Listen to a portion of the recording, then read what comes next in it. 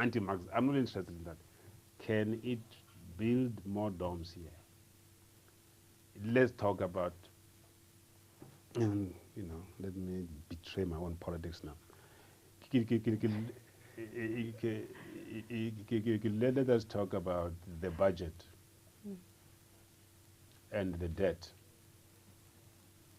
We have said priority number one is to reduce the debt, no so. Okay. When these loans were received from other countries, who benefited from the loans that the loans that now we have to pay, who benefited there? Yeah. Obviously, Right. it's big business. At best, a very thin black middle class. But now we are saying, now who's suffering now? The ordinary people. Yeah. Because instead of providing education and health facilities, we are paying off the loans, which service the upper class. So when the loans were applied for, it benefited the rich. When we have to pay them off, it disadvantages the poor. Now, what is the logic in saying that the number one priority is to reduce the national debt? You see, if you look at this, so that the poor never benefited, even from the loans, and yet they're the ones who are paying the loans. You see, that's where I have problems with GER. For instance, I pay the same taxes, as people in Johannesburg. I can't even invite you to my house for dinner tonight because I don't know whether I'm going to have a quota or not, whether I'm going to have electricity. And either I pay the same taxes. You see, now, that's what worries me. Not the abstract concepts. And the African Renaissance must address those issues. There's no point talking about African dignity, that the first university was in Timbuktu somewhere, when the roads are not full of potholes. So the African Renaissance is really the renaissance of the environment, of the material conditions in which we are. That is the Renaissance, not a state of mind. Not whether the University of Timbuktu was the best university in the world. We're not interested in that. The Renaissance has to do with the quality of life.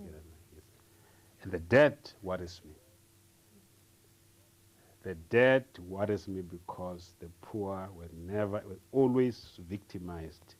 When we got the debt and when we paid off, the poor suffer. You see? I wish Jeremy Cronin were here, but I have problems with that. So the African Renaissance for me is a very, very concrete thing. It's a very, very concrete thing. For instance, in education, and I've gone public on this,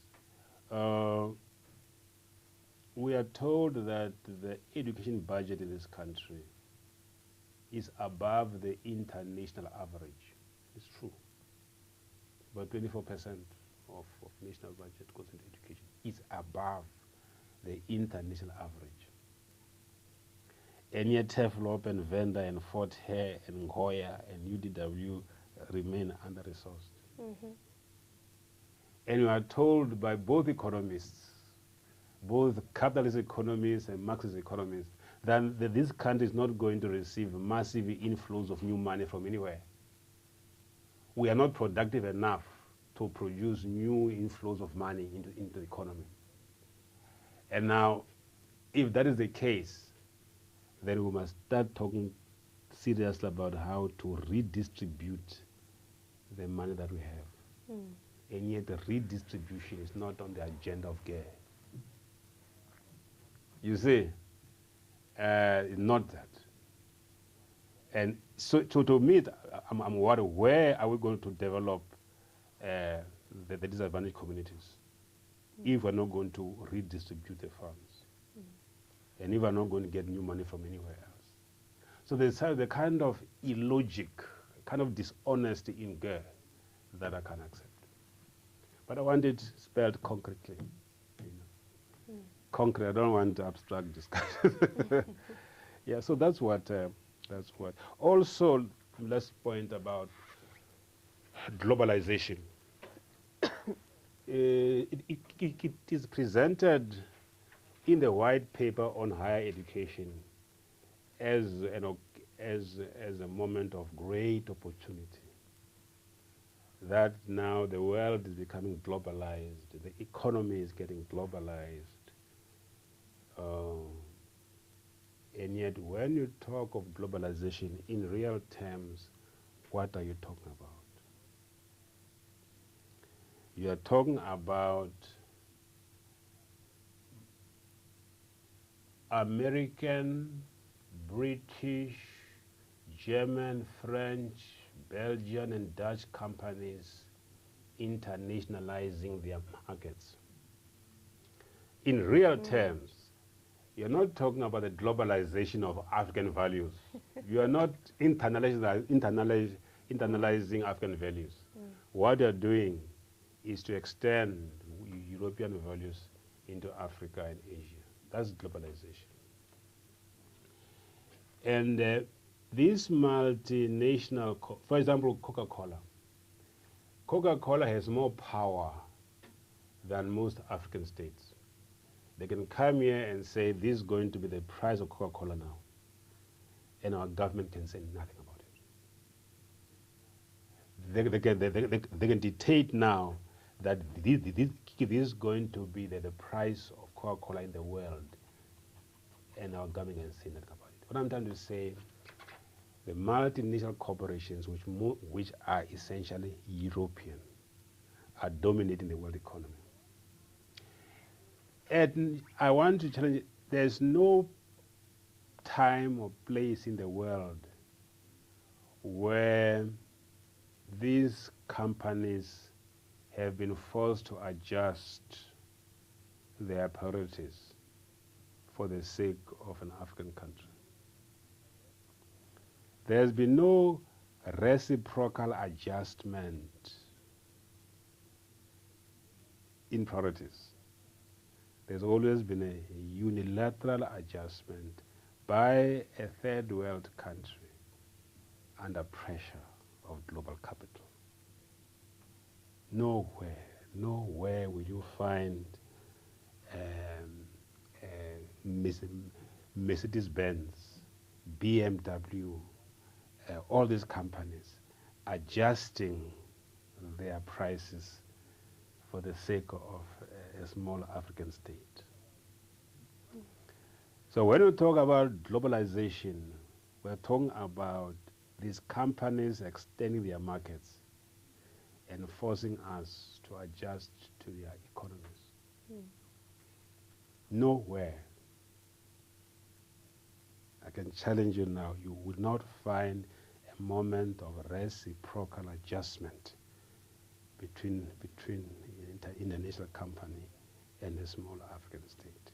Why is the rand plummeting?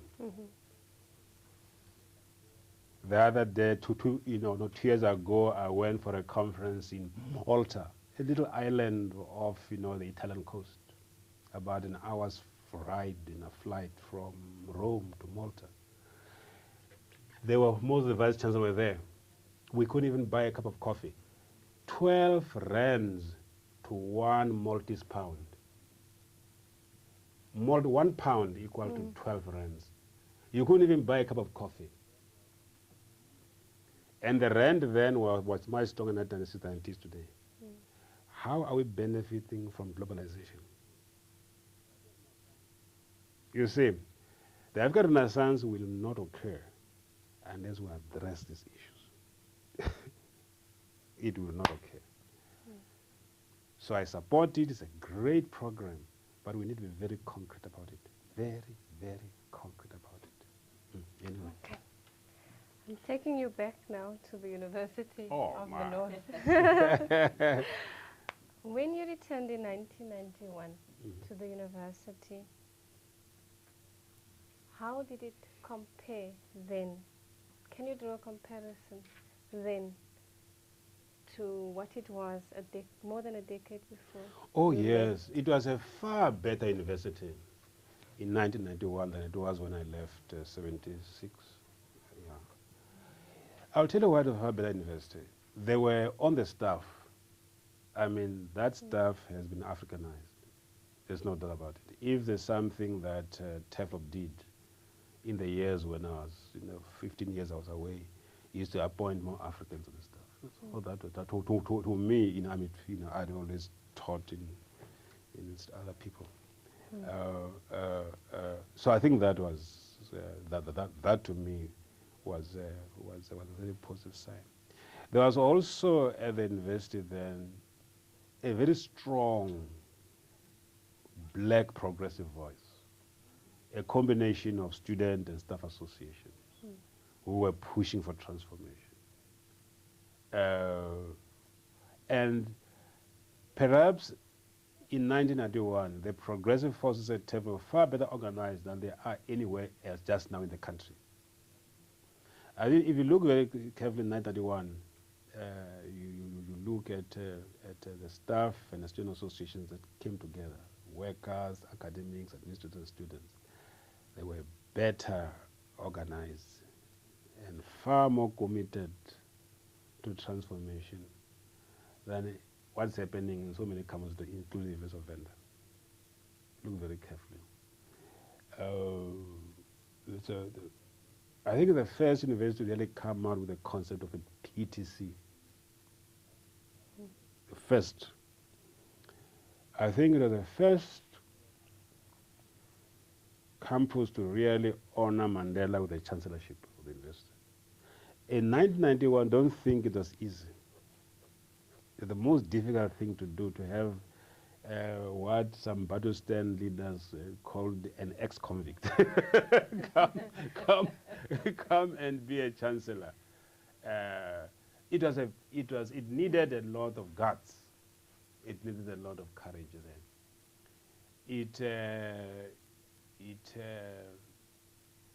It was impossible. I was a deputy vice chancellor then. It was impossible for management to move on anything major without consulting staff and student associations. You wouldn't make a decision on anything without consulting. And there's a combination of staff and students. So in a very real sense, the University of the North was very advanced in transformation in 1931 when I got there than before.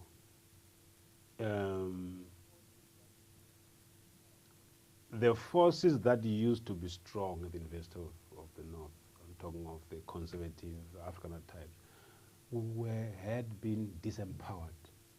I joined the BTC group, talking others, and they were even scared of attending those meetings because a different language was being spoken there.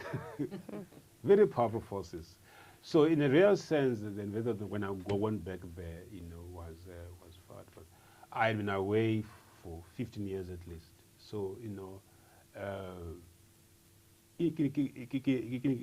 a sense, there are so many things that I didn't understand at the University of the North then that I understand now.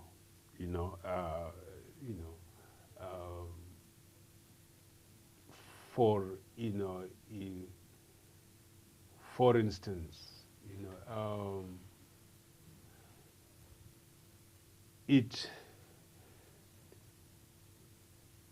the progressive forces were very strong when it came to transforming the governance of the University of the North, transforming council, appointing the right vice chancellor and things like that, but we didn't calculate properly on how to transform the curriculum, what kind of alliances we needed within the university and outside to have an impact on the curriculum. You see, we wanted to have Mandela as chancellor, as a symbolic, we wanted Professor Manganya as vice chancellor. We wanted to transform. We threw out the old council and brought in the new one.